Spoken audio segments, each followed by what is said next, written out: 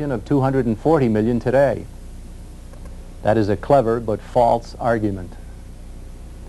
If the Constitution were a set of specifics to rule the people, such an argument might have merit. But the Constitution given us by wise men who studied and learned from history is instead a set of principles to govern the government.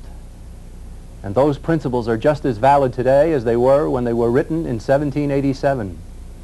Wherever specific laws were needed to meet sudden needs or changing times, it was expected that these would be enacted at the state and local levels, not at the federal level.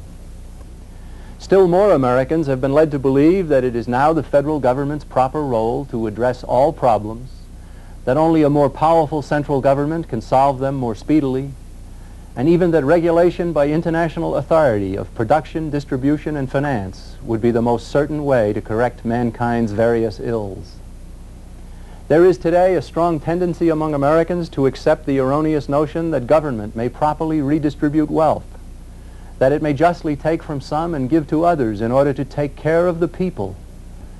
The men who founded the United States held no such beliefs, though they certainly recognized a personal responsibility to help the needy. And they gave government no authority to take from some to give to others. They wanted government power held to a very limited role. One of history's clearest voices warning about excessive government power was the great French statesman and economist Frederick Bastiat. His small but monumental treatise, The Law, was first published in 1850.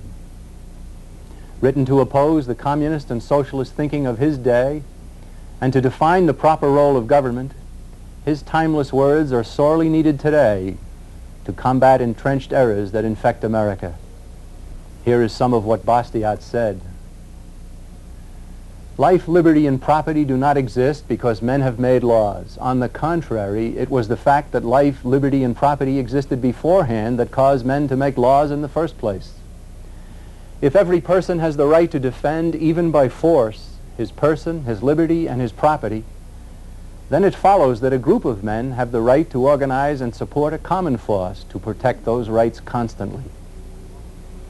Since an individual cannot lawfully use force against the person, liberty, or property of another individual, then the common force, the law, for the same reason, cannot lawfully be used to destroy the person, liberty, or property of individuals or groups. But how is this legal plunder to be identified? Quite simply. See if the law takes from some persons what belongs to them and gives it to other persons to whom it does not belong. See if the law benefits one citizen at the expense of another by doing what the citizen himself cannot do without committing a crime. The early years of the United States were characterized by government being held to its proper role. Our Constitution's barriers to legal plunder and social engineering unleashed the power of human energy and established justice in unparalleled measure. And even though he criticized our nation for its acceptance of slavery, a blot we did wipe away, Frederick Bastiat heaped great praise on America. He wrote, "There is no country in the world where the law is kept more within its proper domain, the protection of every person's liberty and property. As a consequence of this, there appears to be no country in the world where the social order rests on a firmer foundation." Grand testimony about the wonder of America came also from the pen of a German immigrant named Carl Schurz. As a college student, he had participated in the failed 1848 communist revolution in Germany. Exiled, he made his way to America and here found what freedom truly was. In 1853, he wrote, "Here in America, you can see daily how little a person needs to be governed. There are governments, but no masters. There are governors, but they are only commissioners, agents. What there is here of great institutions of learning, of churches, of great commercial institutions, lines of communication, etc., almost always owes its existence not to official authority, but to the spontaneous cooperation of private citizens. Here you witness the productiveness of freedom. We learn here how superfluous is the action of governments concerning a multitude of things in which in Europe it is deemed absolutely indispensable, and how the freedom to do something awakens the desire to do it." Carl Schurz later became a United States Senator and then a cabinet officer in the administration of Rutherford B. Hayes. He learned the value of limited government from personal experience. Too many contemporary Americans have forgotten or never even learned what made our country great. Attitudes that were soundly and immediately rejected in the past whenever they came from the mouths of communists and socialists have gained a great following once they became the programs of Democrats and Republicans.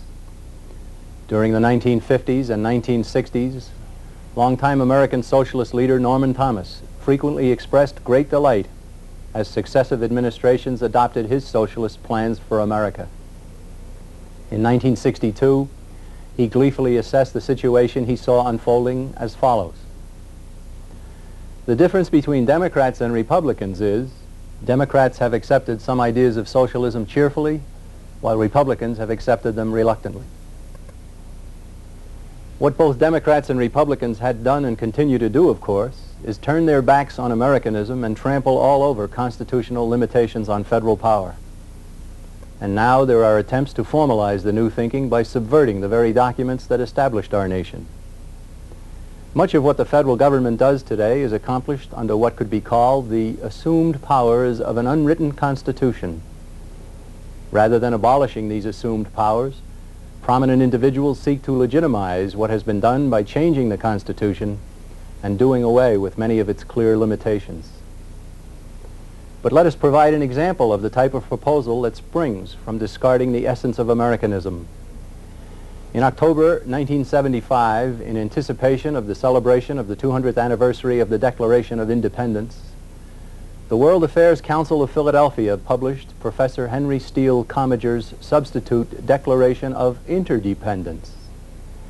In a matter of weeks, 140 members of Congress had formally endorsed it.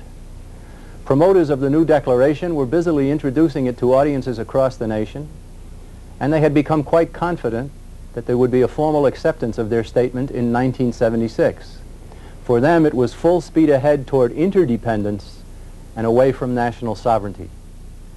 Before 1975 ended, however, some unbedazzled ordinary citizens studied Professor Commager's new declaration. Because they knew and dearly loved the original Declaration of Independence, they were shocked and outraged by Commager's proposal. And they were amazed that any member of Congress or anyone else claiming to be an American would willingly trade the magnificence of 1776 for the Commager subversion of 1976. Here is what they found. The Declaration of Interdependence ignored the self-evident truth that rights come from God. It called for an end to national sovereignty, the creation of a new world order, strengthening the United Nations, even regulation of business and monetary systems by international authorities. The Declaration of Interdependence is a blueprint for national suicide. Having found what they feared, the alert citizens succeeded in making Professor Commager's interdependence document extremely controversial. Numerous congressional endorsers withdrew their support, some claiming they had never even read it.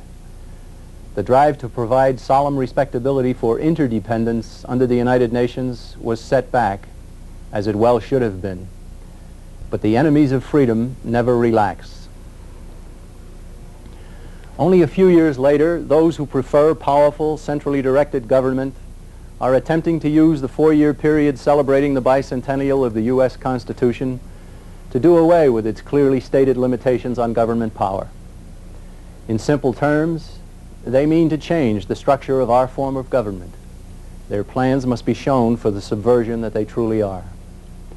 And while the plans of the subverters are being exposed, Americans who remain faithful to the marvelous system bequeathed to us 200 years ago should use this bicentennial period to create greater awareness of and greater love for the value of limited government and the Constitution that mandates it.